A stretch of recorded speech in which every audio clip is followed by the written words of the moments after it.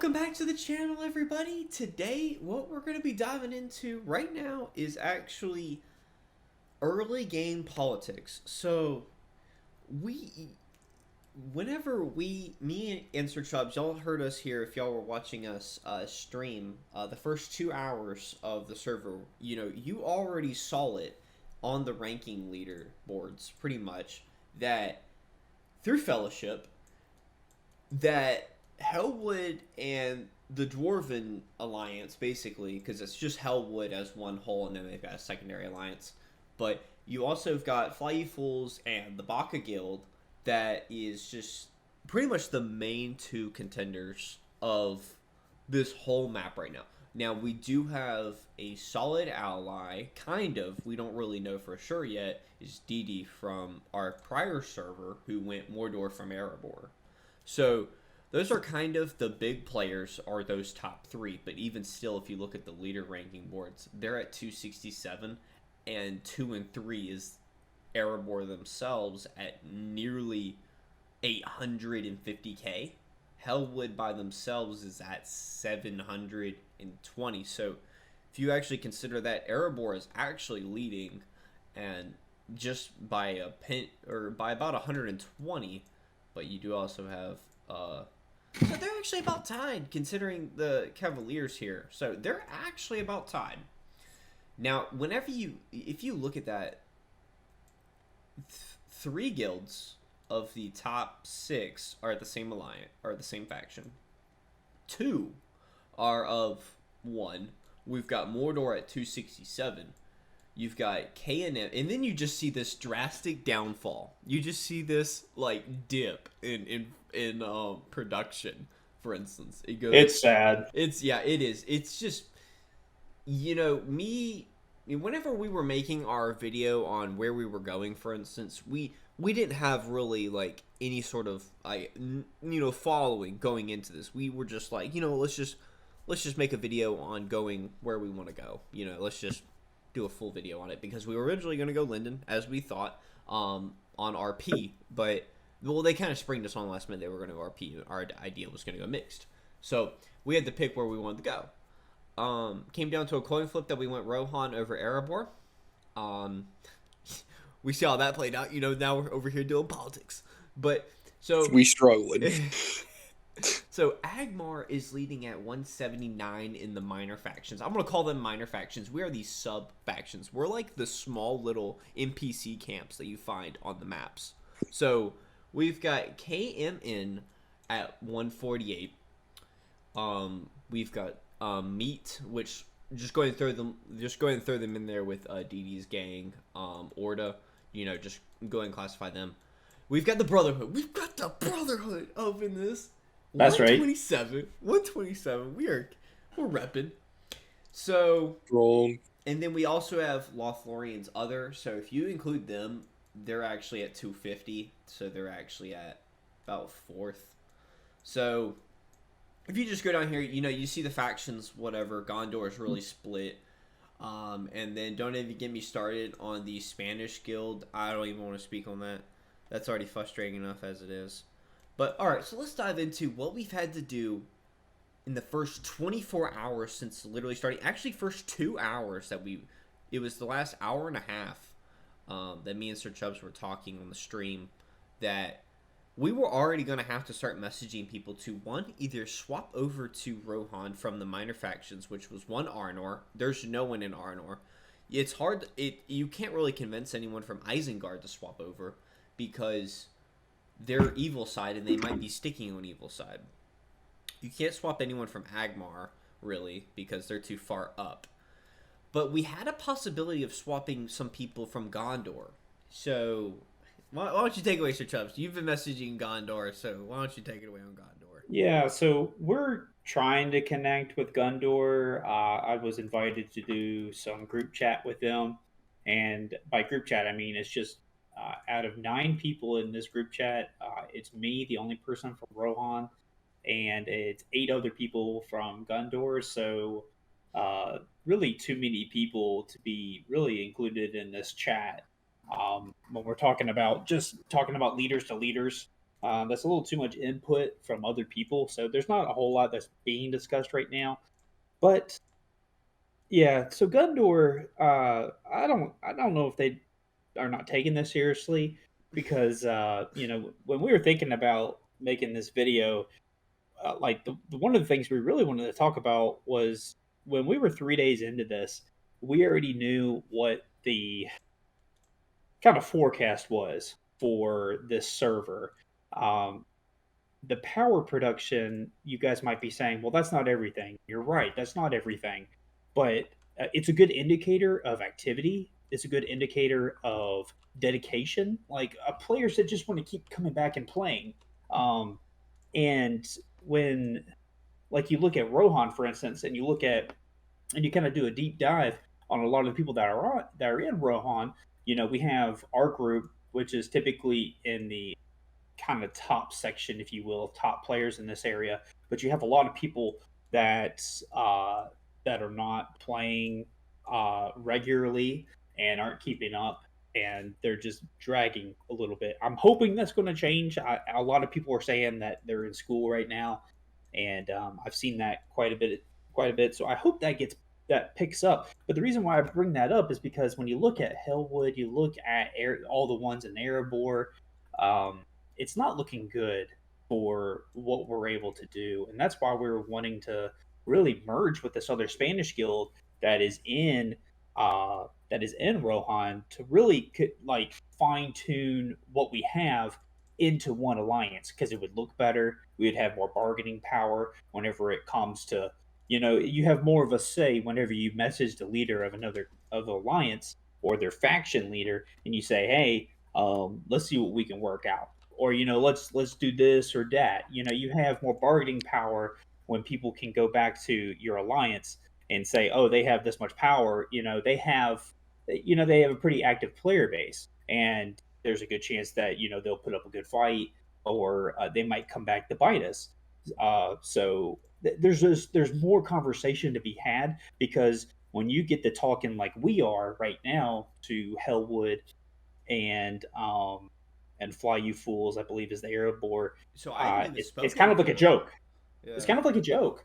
Yeah, we can't be taken seriously, and so that's why I really wish people really understood where we were coming from whenever we were talking with the other people on Rohan about really condensing our numbers because we would look much better if Yes. we would condense Merge. our numbers a little bit. Yes, And think about it. 69 plus 127. We're looking at 200K. We would actually be at the fifth slot. We would be right above the fifth slot. So we would be competing right. We would be above all the yeah, minor factions in say power.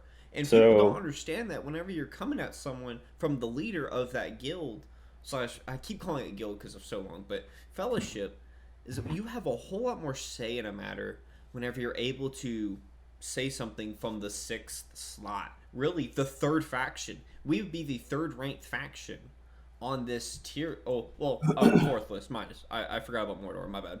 But fourth. You know, Gondor. They're so split. Gondor is actually suffering it worse. They're at 97, 85, 85. Yep. Three factions, so they're even suffering from it worse. You know, but this is kind of what you want to stress to, and it's hard to explain to people how this stuff works because this, I for mean, instance, it's really just a big. You're walking with a big stick, and you're yeah, trying to show your numbers, and you can't. You're not going to have much say in anything, or even express what you want to achieve, because they're just going to be like, well, we're just going to roll over you. So why do we need to listen to anything you have to say? exactly, exactly, yes. yeah. So, whenever you're coming at larger factions, it's just like you're going up against this amount of people. Do you really want to deal with 200K production? On top of like you can compare it that way in simplicity, like be like, oh, well, if you add their 200K against what we're already going up against of a million, do we really want to be facing that rather than have them as allies? That could flip the tables. Not to mention too of their position on the map, and so you come at people with a little bit more say power in what you're able to accomplish for fellowship, organization, and let me show you too. Whenever you're like, for instance, whenever I've now been speaking with this gravity guy. For instance, I just messaged him out of nowhere and was just trying to get an idea of where we stood. From what it sounded like, this guy hadn't spoken to really anyone. He was just like, "Yeah, let's just go for an alliance," kind of thing.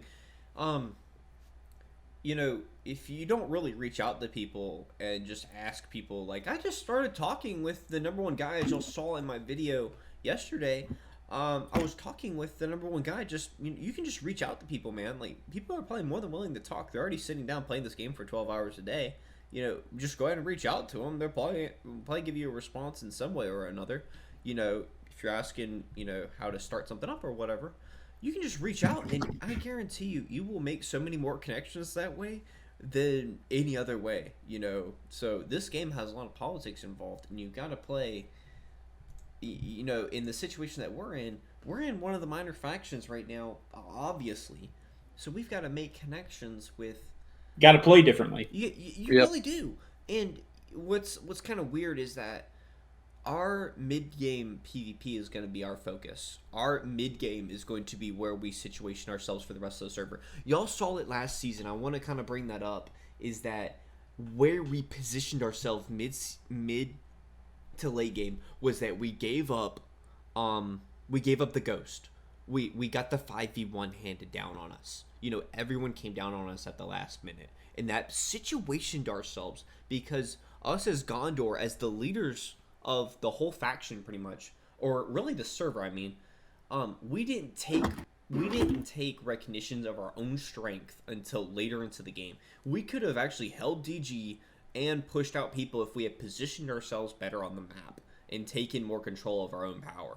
But because we waited, we had so many positions on the map. Like, we had the whole mountain line to our success. We had most of Mordor to ourselves, and we could hold DG if we would have holded the strong points. But this was due to leadership too. Yes, because nobody was telling anybody in our old server what we needed to do. So we literally had people that were still farming late game. They weren't even holding gates or even trying to push out people from taking ghosts. Exactly. There's a lot to be said about just an organized clan. And whenever we were talking about Mufasa last season, and he's been someone that we connected with really well last season and talked a lot. He was able to kind of organize himself in a way that prevented the dwarves last season from attacking him. He was able to control a keep almost by himself. He was organized by himself. You spread that onto a large scale, and you're able to control a large portion of the map just by organization. So whenever so you've got to organize these smaller factions by themselves. Yeah, and especially when some of these bigger guilds are like twice your size, like be creative. And for us to be successful on the server, we're going to have to form more of a coalition of alliances to be able to compete with some of these bigger ones. And because we just don't have the numbers to collectively we will have the numbers, but separate we'll all get squashed eventually. Yes. And so that's the way that you really need to bring it about in your servers. If there's a couple of kings that are watching this, if you're trying to find a way to make it work without switching, because let's be honest, we strongly considered switching. It's been a topic of discussion for up until probably today. We've decided to just stick it out. Like, I was even messaging the number one guy, because we had been talking for a little bit, and I was like, there is almost no way to organize this. But then I was like, we flipped the coin and it landed on Rohan. We're sticking Rohan to the Let's stick to it. We're gonna stick to it, and if we get no rewards, then so be it. We learned our lesson.